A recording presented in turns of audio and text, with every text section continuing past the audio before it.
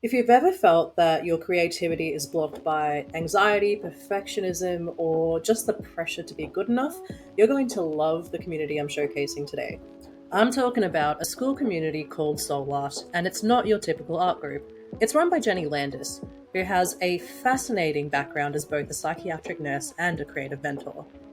She has built a space dedicated to something she calls nervous system safe creativity. It's where mental health science meets the spiritual practice of making art. And if you're looking for sanctuary to heal, create, and actually breathe while you build, stick around. We're taking a look inside. Let's dive in. So, Jenny, your background is fascinating. You're a psychiatric nurse and you're a creative mentor. You mentioned that self-trust, emotional awareness, and creative courage were the three qualities that shaped your own journey. So why do you think these specific things are so hard for people to find in the modern world? Oh, I think the main thing that I hear the most often is the fact that people doubt themselves. And they have this voice that just chirps in their ears and almost is like that big bad bully that comes out and says, "You can't do that. That ain't good enough. Why are you trying?" Yeah. Yeah. And Yeah. I really often hear a lot of this in the sense where you're like, if you talk about art and creativity, people are like, "I'm not an artist. I can't dance. Oh, I could never paint. No, I can't play the guitar." And people stop themselves before they even try. Mm. So there's a lot of self-trust in there just to show up with the willingness of having an open heart and being like, you know what, I might not know. And that's okay, but I'm still going to try anyways. So having that awareness when you stop yourself, when you should or should not, or you put can'ts in front of things that you know you want to do, that's huge. And courage is just to do the thing that's scary. That's pretty well said. No, you're Yeah. absolutely right. I felt that too. Like, so many things I wish I could do that I know I could do, but like it's the fear. It's actually just the fear and the stopping. It's the courage that stops you. 100%. Um, Yeah. there was actually a phrase on your page that stopped me. So it was the nervous system safe creativity, about nervous system safe creativity. So for someone who's never heard that term, what does unsafe creativity feel like? And how is your community designed to be an antidote to that? Ooh, that's a good question. So we're talking about, let's say, the same person who says, "I can't create, I can't paint, Mm, I can't draw a stick person." How often have you heard that? Like, "I can't even draw a stick person." actually, yeah. Right? And you're like, Yeah. "Excuse me?" But I get that feeling when you're like, "I don't know what I'm doing and I don't know where to start." Mm, And oftentimes when I meet people where they're in a almost like a state of crisis or protection, or they have this wall all the way up around them and they're just like, they can't even look past it to try to do the thing. And I always ask themselves, like, if you could close your eyes and picture yourself drawing and just like moving your hand and swooshing your favorite color around and just really breathe into that space. What do you hear? What do you see? What do you feel? Right? Do you smell something? Are you outside? Are you with flowers? Did you just eat a piece of candy? Or are you sitting with a cup of coffee? While you're just like moving and just letting the colors and stuff play. Like, how does that feel in your body? Right? And when we sit down and we just give our body a little bit of grace, a little bit of space, even like 30 seconds, it doesn't feel as scary as when somebody says, "Draw me a stick person." And you're like, you know what, actually, I think I could draw a stick person. And you ask yourself, like, what do I start with? I draw a head and a little body and some little fingers and toes, and maybe they're wearing a shirt and they got spiky hair and some googly eyeballs. There you go, you got a stick person. But it's getting from that spot where you're like resistant instantly dig your heels into the ground. It's like when you're snowboarding and you're like, I don't want to go down. It's that feeling. When you just let it happen, you start flowing and you feel that it's like a nervous system reset is how I explain it. And you can just like, okay, I'm not in danger. My fear doesn't have to protect me. I'm going to be okay if I draw a stick person. And I'm going to be even better if I color their shirts in and their shoes in. And it's going to be really cute. And we're going to give it a name and we're going to play. And I think that's often the best part, is giving people the tools to play. It's sort of like taking a metaphorical leap.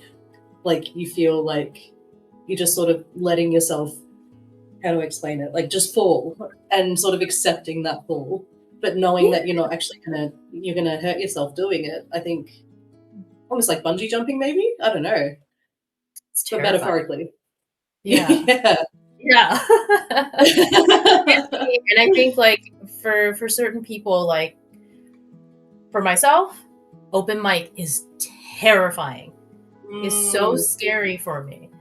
And like I can feel my face turn all red and your palms start sweating and you kind of like start hyperventilating a little bit and you're like, I don't think I can do this. Like, okay, like no, I gotta go to the bathroom, or there's something in my car, and then you just like avoid it and maybe you miss your turn and you just like you avoided this scary moment that was really terrifying.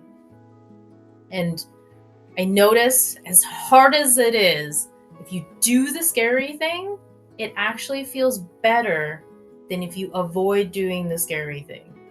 In the sense, like when you avoid it, I notice for myself, you're like, oh crap, should have showed up, should have just done the thing. And then I beat myself up for not showing up. Yeah, because that sort of just makes you feel depleted, doesn't it? Like when you don't do the thing, you just sort of, you build up the failure. It's like a self-fulfilling prophecy. Like, yes, yeah, you sort of believe you can't do it, and then you can't do it. Yeah, That's, yeah, good point. So I saw that on the community you host a weekly Sip and Spark. Yep. It's a session online. So can you walk us through what that hour looks like? Is it for serious artists only, or can someone just show up with a notebook and a cup of coffee? Yeah, everybody can show up. All is welcome. It's actually 30 minutes. It's from 6:30 to 7. And it actually came from a counseling session. I went and I talked to a counselor and I said, hey, I'm burnt out. I want to create. This isn't working for me. I don't know what to do. And they said, well, when are you creating? I create after I go to work, after my daughter goes to sleep, after everybody's asleep, and I probably have maybe 5% left in my battery. That's when I create. And he says, well, does that fill your cup? Well, yes, in the sense like I'm showing up for me and I'm creating, and that's so important. But also no, because like I don't have any energy at that time of day. So that's actually how Sip and Spark started. So having a cup of coffee, and I started journaling. And I'm like, you know what? It would be really nice to journal with some people, or draw, or some scribble, and just have some nice light conversation. So every single morning we get together at 6:30. We chit chat for a couple minutes, and then we do a prompt together, and then we share about what the prompt what came up for us. Oh, that sounds cool. Yeah, it's really quick. It's really quick. It's a nice pick-me-up. Today is Thursday, so we had our Sip and Spark today, and we were talking about expectations and perfectionism, and how hard it is sometimes for us to just accept that we have to change the way that we react to something. And it's really hard. And so the prompt today was to take your fancy dancy pen or pencil, put it in your non-dominant hand, and give it a good draw. So by doing this, we tap into our subconscious mind, and we're able to have a conversation with the uncomfortable parts of ourselves. And it's nice because sometimes it's really surprising what we draw. And we both ended up trying to draw a deer. And it made us laugh so hard. And it was so... I was like, it kind of looks like a cactus. It kind of looks like a cow. And it kind of looks like, a deer, maybe? But it made us laugh. And it was fun. And it just like... It went from like me talking about tapping into your subconscious mind to laughing over how silly these little deers that we drew. We got to share our pictures after, and it's just such a nice way to connect with people over art.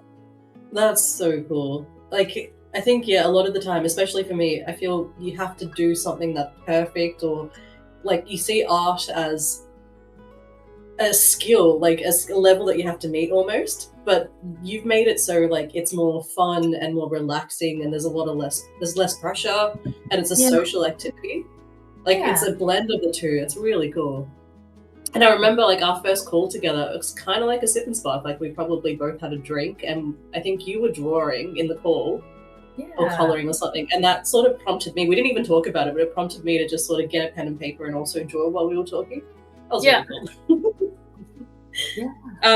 Which actually kind of ties into the next one. So you're encouraging people to share messy masterpieces and tiny wins. So why is it so important for your community members to see each other's imperfect work rather than just polished final results? I don't believe in polished final results. I think that's a fallacy.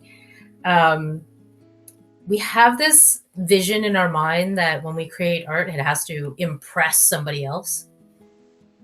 And it has to replicate something as well. Yeah. And the more logical of a mind we have, the more we feel like it needs to look like the thing. But when we step into a space where, you know, we create to reconnect with ourselves, or we create for fun, or we just create just because, it just, what's the best way to say this? It just gives people permission to do the same. That you can share your half-finished projects. You can share an idea that's not going to work or is going to change. You can change your logo and rebrand. It's totally okay. And it's going to be messy, and you're going to want people's opinions and have a space where you can show up and being like, this is my writing for the day. This is my poem, right? This is a piece of music that really spoke to me. And sharing those little things, it almost creates like breadcrumbs for other people to be like, they did it. I could do that. I could share my little thing that I'm crocheting, or little doodle of a stick man, you know, or maybe it is a painting that I've spent like 6 weeks on and it's not done, and I just want to show somebody so they can be like, yeah, just add a couple more leaves, you know? Yeah. I think I suppose it. Sorry, go on. I was going to say, I suppose it'll help with the creative blocks as well. Like if you just feel like you're done with something or you can't keep going, and then someone else throws a, wow, this would look really cool with that, or something like that, or anything to just provoke you to keep going. Yeah. And I personally, I love seeing people's art just for the fact that I can ask, like, why did you paint that? Or what made you think of using this color? Or this is what it makes me feel like. And have those conversations about people's art, because oftentimes, and as most artists probably feel, you show somebody a piece of art and that somebody just, they turn around and go, that's cool. Thumbs up. Well done. Oh, we're going to put that on the fridge for you. Yeah, like. That's so nice. Yeah, no, I know exactly what you mean. Moving on to the next question. So you actually have a section, so this is about collaboration and competition. So you actually have a section where you curate and share other communities that you love. And a lot of leaders would be afraid to send their members elsewhere. Why did you decide to take this approach? Honestly, I want everybody just to enjoy school. Yeah. So if you join my community and I'm the only community you're in, the chances of you getting distracted by other things is gonna happen, right?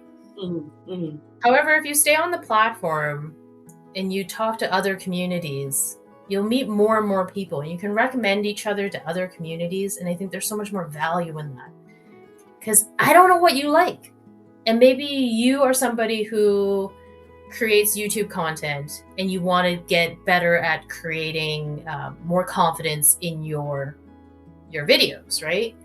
Maybe I'm just a creative stop and you're actually looking for something else, like confidence behind the camera. I don't believe in gatekeeping people at all. And I really, really think that if we're able to promote each other and raise the collective vibration of creators, that we'll all benefit. I want it to be a win-win-win society. So you'll win more and you'll be on Skool and hopefully hang out in my community more if you're enjoying other people's communities. Not thinking of it as competition.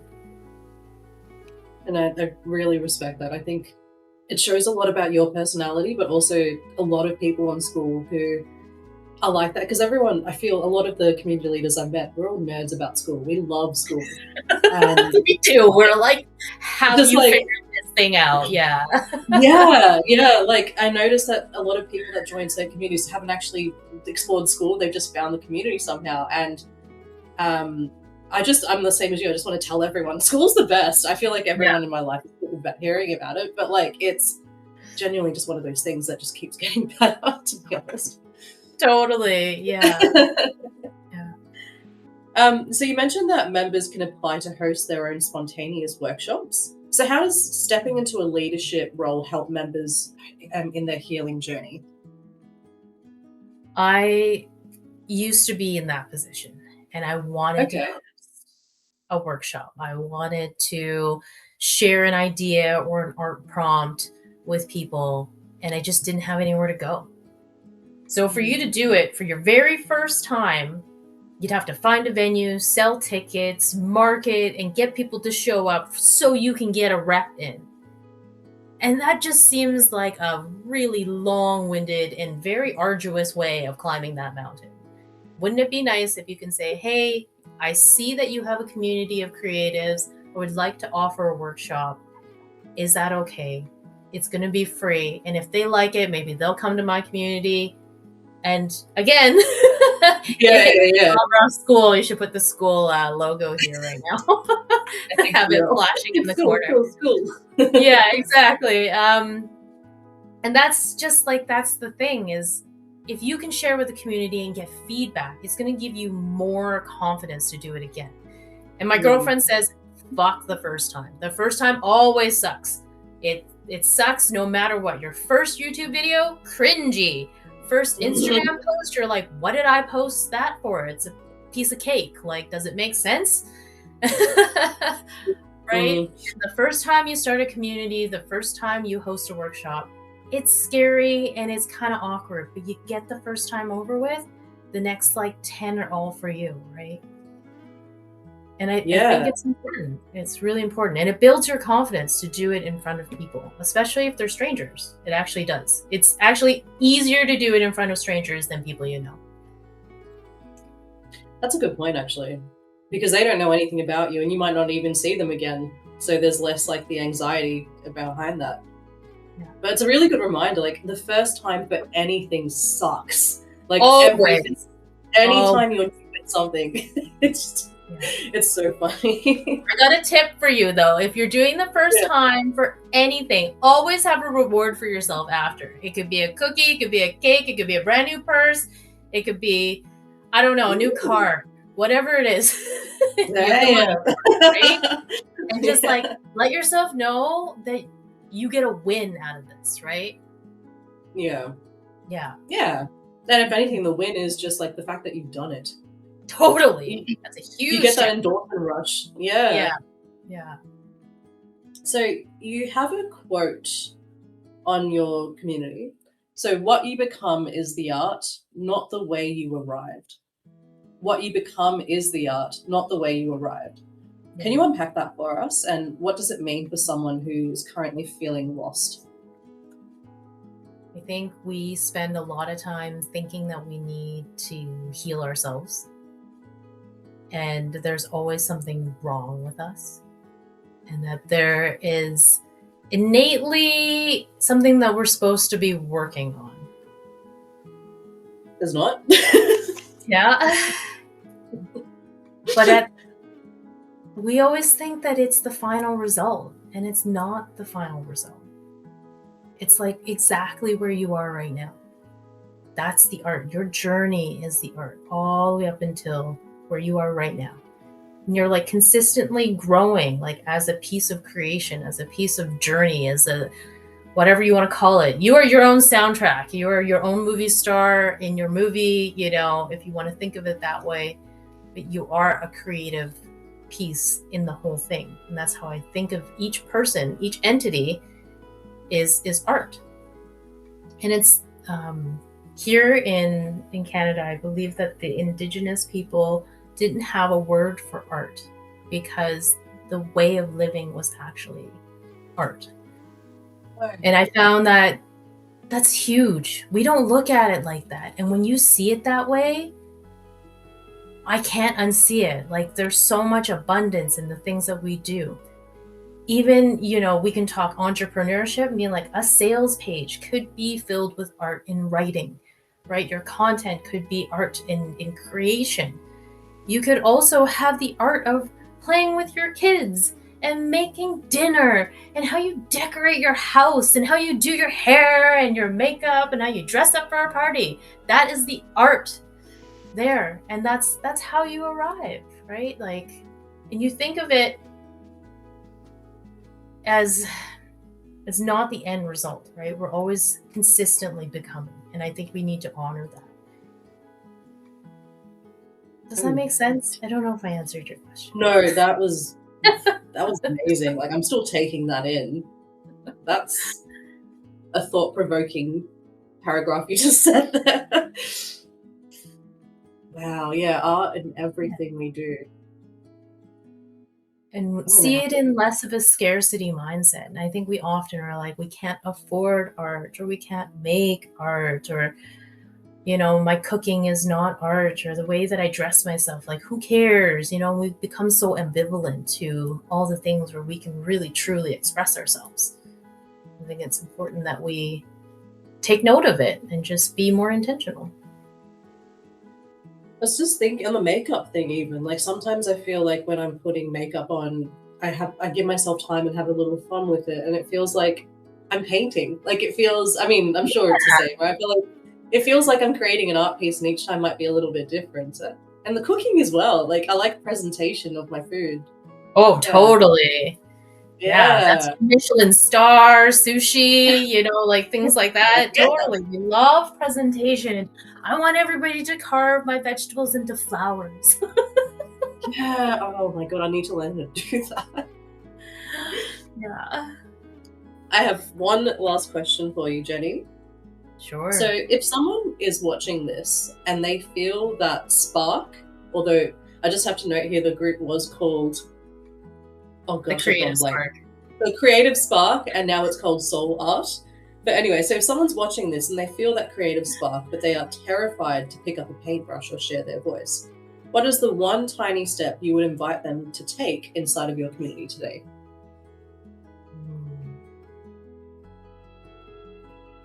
Just join. Just join and show up. Yeah. Just join, have a look around. Have a look around. You know, you can be a lurker or you can say hi, and I'm totally okay with it. Sometimes it takes a bit. But also, like, you got a vibe check. It's always about a vibe check if you're trying to make art. And you're welcome to hop on a Sip and Spark and see if that works for you. And you can just drink coffee and watch us make art. And that's also okay. I like that. Yeah, because I know a lot of people like to lurk a little bit. They might be shy. Like I get it.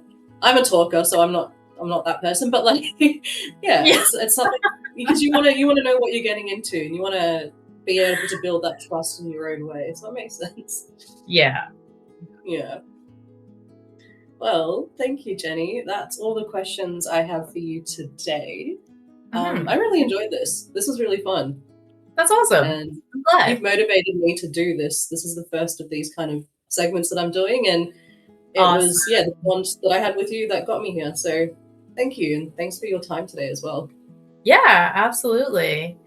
Is there anything else you want to ask me, or should I share? Or I'm always Oh, down. actually, there was an update today. I saw you had a post, and it was about the changes you've made, but it was a story in there. Did you want to go through your story? So, who's ready for realignment? Would you like me to read it, or would you like to read it? Oh, you can read it. I can read it. All right. Yeah. All right. So this is from Jenny. This is from Jenny. She posted it on her community 6 hours ago.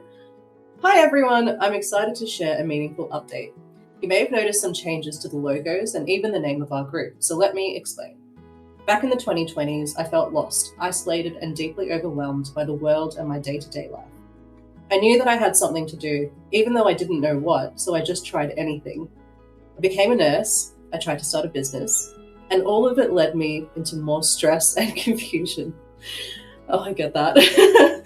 Yeah. Was I meant to be a caregiver, an entrepreneur, a creator, a community builder?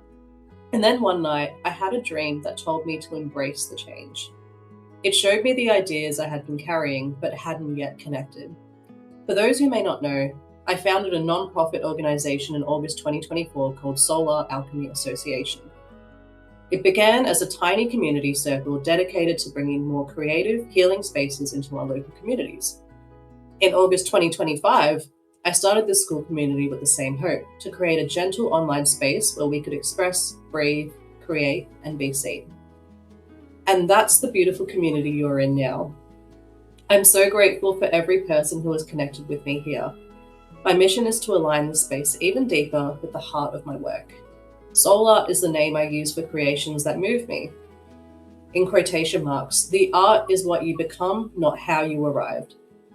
This new name is about calling in aligned creatives, heart-led visionaries, and dreamers like you and me. It is still the space you know and love. Its vision is simply growing, and I'm honored that you're a part of it. Thanks for being on this journey, and welcome to Soul Art. I was nervous to make this shift, but I know it's the right one. Georgia Gomez, I hope I said her name right. Just follow your heart, it knows. More than anything, I want to know what you want to experience here. I have lessons and courses I'll be sharing soon, but I want the space to be co-created with you. Let me know what you think. Oh, Jenny, that's so beautiful.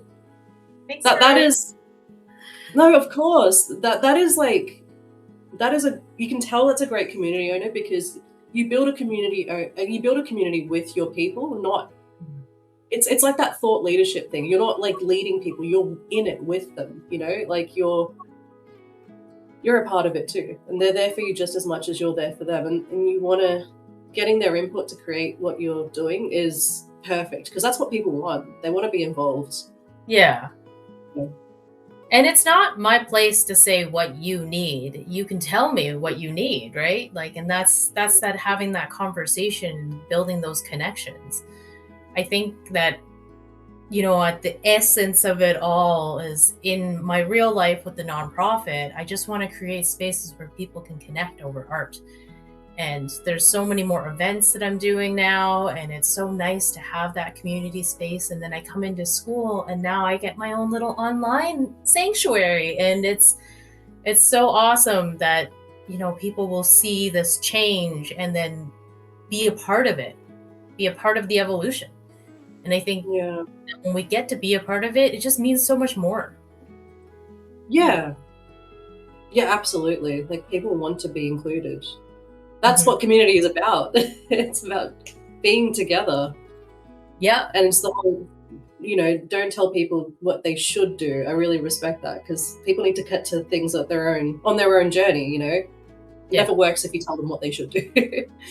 No. And I don't think of myself like that. I always think of myself as the person who may be like, I'm the mage who walks by and being like, here's some potions and here's some magic, and have a wand. And you are actually the hero in the movie. You're the whole thing, you're the whole story, and I'm just like one of those side characters that holds space. Come to my tavern, get some magic, and then you can take it out into the real world. Because that's what my coaching is about, and it's starting to align, and it makes so much sense for me to help people bring their visions to life. And that's the most magical thing you can do, I feel like, at least for me. No, I feel that. Yeah, I agree. Yeah. Oh, was a very successful call today. Thank you so much for your time. This has been an absolute blessing. It's been so much fun.